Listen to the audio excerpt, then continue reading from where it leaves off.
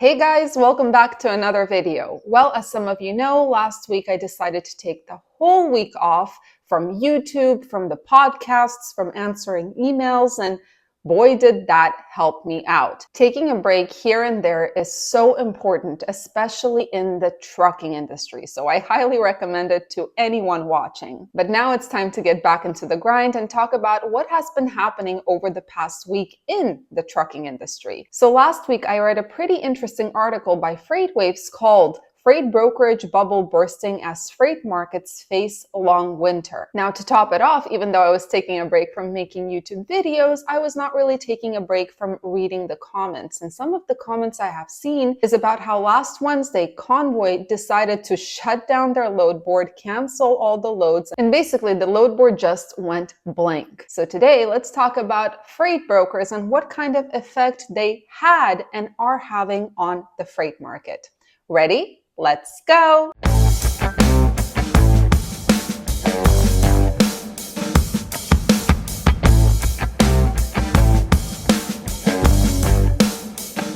So first, let's start this video by taking a look at the history of freight brokers. And I quote, according to FreightWaves, in 2000, the freight brokerage was a cottage industry, representing a small percentage of the trucking industry as a whole, around 6%.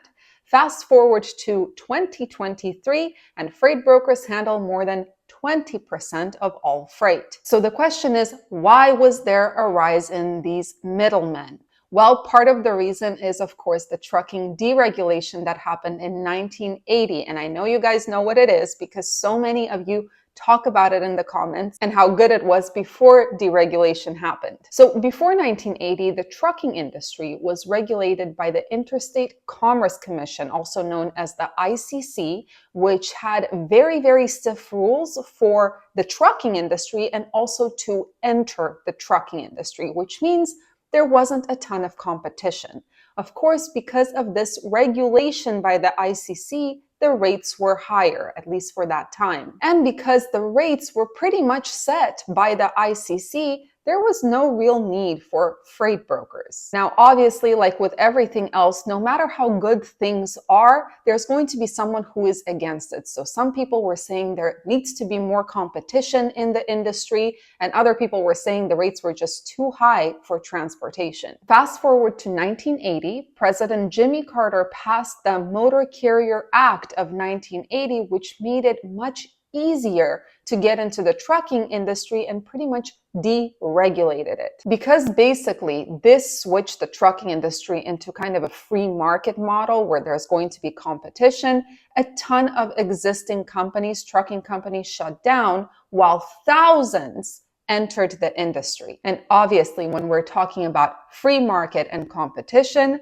this is when brokers or freight brokers started entering the industry in higher numbers as well. Now, let's forward to 2020. We always talk about how the capacity increased like crazy starting in 2020 all the way until the beginning of 2022, which is what kind of ruined the freight market. But what we really don't talk about much is that the same exact thing happened with brokers. Brokers entered the industry like crazy starting in 2020 because they were also in a position to make more money. Now, these brokers entering the industry is also a big reason for the situation we're faced with today, because in a free market, the lowest bidder wins. We already know that brokers have a ton of competition, and if it's paired with the fact that volumes are just not there, at least nowhere near where they should be considering the amount of overcapacity in the market right now, we basically have a bunch of brokers trying to compete for one load from the shipper to get that customer and to get something moved. And yeah, again, the lowest bidder wins, which results in lower rates. All right, now let's go back to the article that started it all, Freight Broker Bubble Bursting, and I quote, "Freight brokers went out and borrowed against their accounts receivables portfolios to fuel growth." This is somewhere in 2020, 2021, and 2022,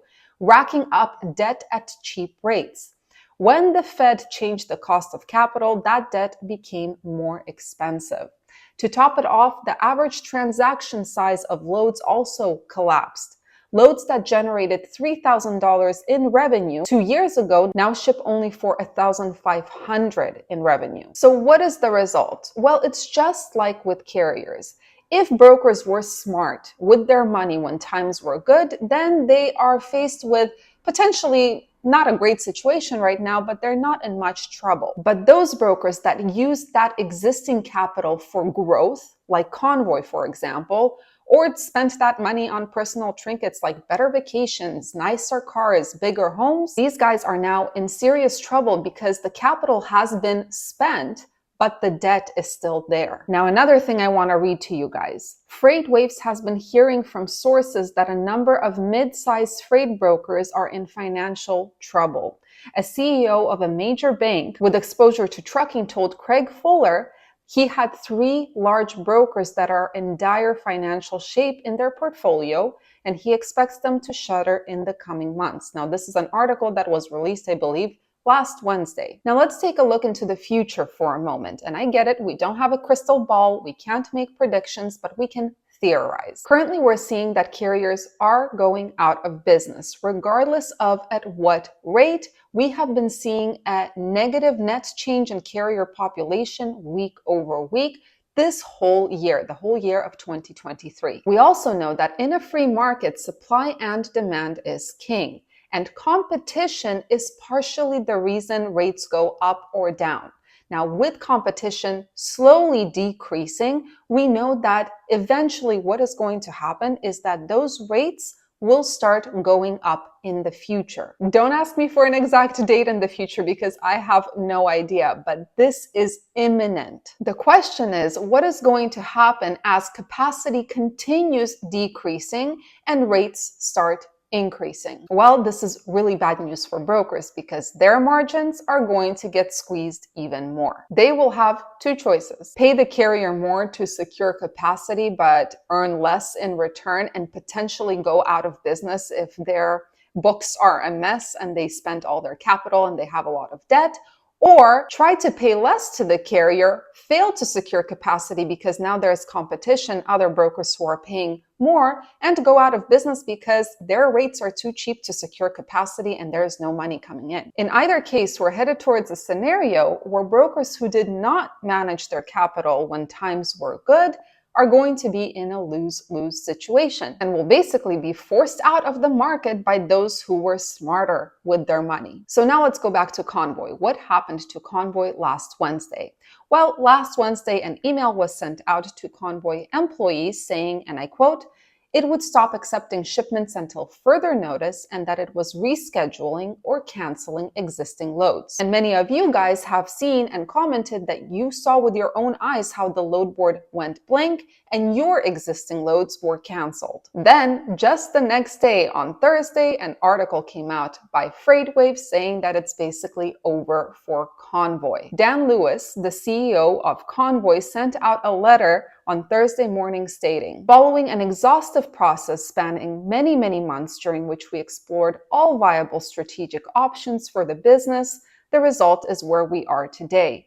Convoy is closing the doors on its current core business operations and exploring and evaluating strategic options for what might come next. Now, I'm sure that some of you are feeling like, yes, karma is finally catching up with those brokers. And some of you might even be celebrating the idea that more and more brokers will be faced with bankruptcy in the coming months. But I do have to repeat myself here, and this is something that many of you will disagree with me on, which is fine, but hear me out.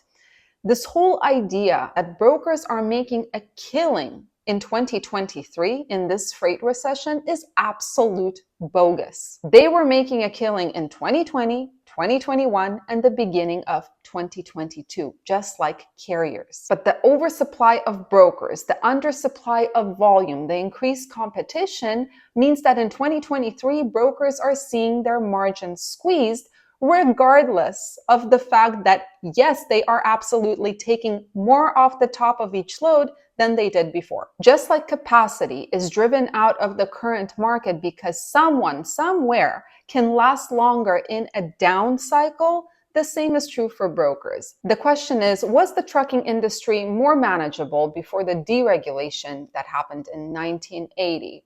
Probably. I have no idea. I wasn't there. I wasn't even born yet. But a free market is something that I personally appreciate very much because of where I grew up. Yes, it is extremely difficult when it's turned against you, but one thing that a free market never fails to do is to autocorrect in a logical way eventually. Now, you might agree or disagree with me on this point, and that's fine, but personally, I would choose a free market over a command economy any and every single day. And I do. This is part of the reason I'm sticking to the spot market, because that in its essence is the free market. It is subject to the ebbs and flows of the general situation, capacity, the general economy, what is happening with consumers. And for the past 2 years, it has been kicking me in the butt. But you know what? My finger is on the pulse. Again, this might have something to do with where I grew up, because where I grew up, a free market and capitalism was simply non-existent. All right, I promised some of you that we're going to also chat about the people and companies that had layoffs and bankruptcies over the past month alone, just over the past month, the past 30 days. Number one, a trucking and brokerage company called Certified Freight Logistics. It closed down. 157 workers have no job. Number two, freight forwarder Flexport laid off 600 workers. Number three, you guys know about this one, freight brokerage and trucking company Meadowlark Transport closed down, 275 drivers without a job. Number four, Sunset Logistics, a trucking company, closed down, 90 drivers without a job. Number five, Elmer Buchta Trucking, excuse me if I'm pronouncing it wrong, closed down 100 drivers without a job. And finally, now we can add Convoy to the list of companies that just shuttered their doors. And this is just what is reported on FreightWaves. If we only look at FreightWaves and we take Convoy out of the equation because we don't know how many people are losing their jobs there, just in the last month, about 1,222 people lost their jobs. Now, how many brokers and carriers are closing down every day that are not big enough to get the media coverage? So just think about it. We know that carriers are going out of business, but we just don't know how many people are actually losing their jobs in this freight recession. Anyway, guys, the point is that things do eventually change. We just have to survive long enough to actually see it. Wishing you all an amazing week ahead, and I'll see you in the next video.